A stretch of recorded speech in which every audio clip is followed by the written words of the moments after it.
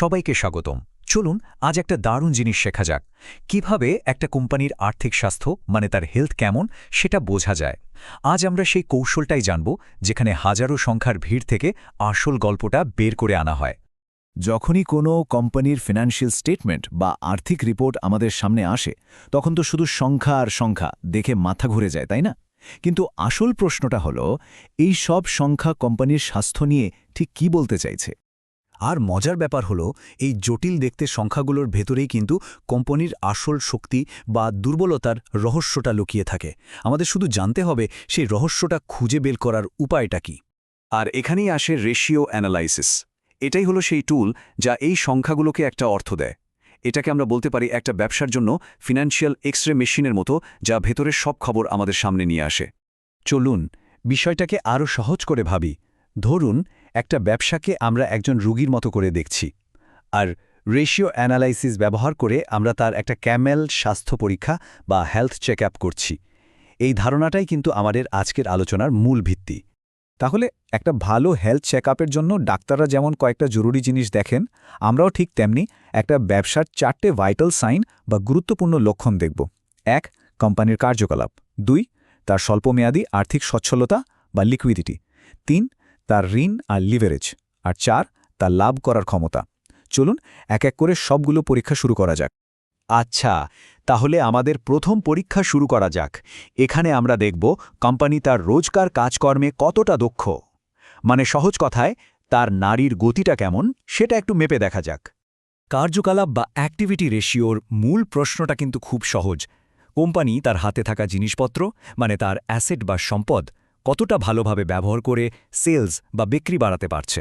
এইটা মাপার জন্য আমাদের হাতে যে টুলটা আছে তার নাম হল ইনভেন্টরি টার্নওভার রেশিও। এর হিসাবটা বেশ সোজা। বিক্রিত পণ্যের খরচকে যদি আমরা গড় ইনভেন্টরি দিয়ে ভাগ করি, তাহলেই বেরিয়ে আসে যে কোম্পানির গুদামে মাল কত তাড়াতাড়ি আসছে আর বিক্রি হয়ে যাচ্ছে। এখন এই রেশিওটা বেশি হলে কি বুঝব? তার মানে বিক্রি খুব ভালো হচ্ছে, মাল জমে থাকছে না। আর যদি কম হয়, তাহলে কিন্তু একটু চিন্তার কারণ আছে। হতে পারে বিক্রি কমে গেছে, বা গোদামে প্রয়োজনের চেয়ে বেশি মাল তোলা হয়ে গেছে। প্রথম পরীক্ষা তো হলো, এবার চলুন দ্বিতীয় পরীক্ষায় যাই। এখানে আমরা দেখব কোম্পানির আর্থিক রোগ প্রতিরোধ ক্ষমতা কেমন, মানে তার ফাইন্যান্সিয়াল ইমিউন সিস্টেমটা কতটা শক্তিশালী। মানে ধরুন হঠাৎ করে কিছু বিল দেওয়ার দরকার পড়ল, কোম্পানি কি সেটা চট করে দিয়ে দিতে পারবে? তাদের হাতে কি যথেষ্ট ক্যাশ টাকা বা এমন কিছু আছে যা সহজেই টাকায় পরিণত করা যায়? এটাই হলো লিকুইডিটির আসল কথা। এর জন্য সবচেয়ে বেশি ব্যবহার হয় যে টুলটা, সেটা হলো কারেন্ট রেশিও। হিসাবটা খুবই সহজ। কোম্পানির মোট চলতি সম্পদকে তার মোট চলতি দেনা দিয়ে ভাগ করতে হবে, ঠিক যেমনটা এখানে দেখতে পাচ্ছি। এই স্লাইডটা কিন্তু খুব ইন্টারেস্টিং, কারণ এখানে কোনো সাদা কালো উত্তর নেই। রেশিও খুব বেশি হওয়া মানে কোম্পানি বেশ নিরাপদ জায়গায় আছে, ঠিক। কিন্তু এর আরেকটা মানে এটাও হতে পারে যে কোম্পানি তার টাকা পয়সা ঠিকঠাক কাজে লাগাচ্ছে না, অলস ফেলে রেখেছে। আবার রেশিওটা যদি খুব কম হয়, তার মানে কিন্তু বিপদ সংকেত। আচ্ছা, এবার আমাদের ৩ নম্বর পরীক্ষা। এখানে আমরা দেখব কোম্পানির আর্থিক কাঠামোর ভেতরটা, মানে কোম্পানি কি নিজের টাকায় বেশি চলে নাকি ধার করে আনা টাকায়।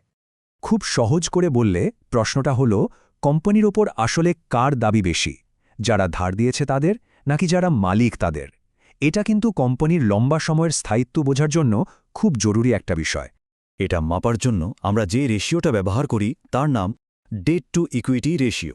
মানে কোম্পানির মোট ধারকে মালিকদের মোট বিনিয়োগ বা ইকুইটি দিয়ে ভাগ করে দেখা হয়।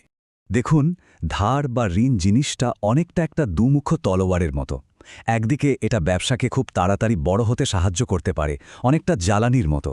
কিন্তু অন্যদিকে এটা ঝুঁকিও অনেক বাড়িয়ে দেয়। বাজারের অবস্থা খারাপ হলে এই অতিরিক্ত ঋণ কিন্তু একটা কোম্পানির জন্য খুবই বিপজ্জনক হয়ে উঠতে পারে। এতক্ষণ তো অনেক কিছু দেখলাম। এবার আমরা চলে এসেছি আমাদের হেলথ চেকআপের একদম শেষ আর সম্ভবত সবচেয়ে গুরুত্বপূর্ণ পর্যায়ে। এবার আমরা দেখব এত কিছু করার পর কোম্পানি আসলে কোনো লাভ করতে পারছে কিনা। দিন শেষে তো এটাই আসল কথা, তাই না? সব খরচ, সব দেনা পাওনা মিটিয়ে কোম্পানির হাতে আদৌ কিছু থাকছে তো? লাভ হচ্ছে কিনা সেটা মাপার জন্য একটা খুব বেসিক কিন্তু কাজের রেশিও হলো গ্রস প্রফিট মার্জিন। এটা আমাদের বলে দেয় যে প্রত্যেকটা জিনিস বিক্রি করার পর সেটা তৈরির খরচ বাদ দিয়ে ঠিক কত % লাভ থাকছে। যদি মার্জিনটা বেশি হয়, তাহলে বোঝা যায় যে কোম্পানি তার জিনিসের দাম ঠিকঠাক রাখতে পারছে আর খরচও নিয়ন্ত্রণে আছে। মানে ম্যানেজমেন্ট বেশ দক্ষ। আর যদি মার্জিন কম হয় তাহলে বুঝতে হবে বাজারে হয়তো খুব প্রতিযোগিতা বা কোম্পানির নিজের ভেতরেই কোনো সমস্যা আছে। সোজা কথায় এটা কোম্পানির বিজনেস মডেলটা কতটা কার্যকর সেটা দেখিয়ে দেয়। তো আমরা 4-4টে আলাদা পরীক্ষা করে ফেললাম, কিন্তু একজন ডাক্তার যেমন শুধু একটা টেস্ট রিপোর্ট দেখে কোনো বড় সিদ্ধান্ত নেন না, আমাদেরও ঠিক তেমনি একটা সম্পূর্ণ ছবিটা বুঝতে হলে এই সবকটা রিপোর্টকে একসাথে মিলিয়ে দেখতে হবে। তাহলে চলুন একবার এক ঝলকে দেখে নিই আমরা কি জানলাম। এই 4 ধরনের রেশিও আমাদের 4টে মূল প্রশ্নের উত্তর দেয়। 1. কোম্পানির কাজকর্ম কতটা দক্ষ। 2. ছোটখাটো বিল দেওয়ার মতো ক্ষমতা তার আছে কি। 3. লম্বা সময়ের জন্য তার ঝুঁকির মাত্রাটা কেমন। আর 4. তার বিজনেস মডেলটা কি আদৌ লাভজনক। দেখুন, রেশিও অ্যানালাইসিস কিন্তু কোনো ম্যাজিক নয়, এটা আসলে সংখ্যাদের ভেতরের গল্পটা শোনার একটা উপায়। এখন তো টুলসগুলো জানা হয়ে গেল, এরপরে যখন কোনো ফিনান্সিয়াল রিপোর্ট সামনে আসবে তখন প্রশ্নটা হবে এই সংখ্যাগুলো আসলে কি গল্প শোনাতে চাইছে।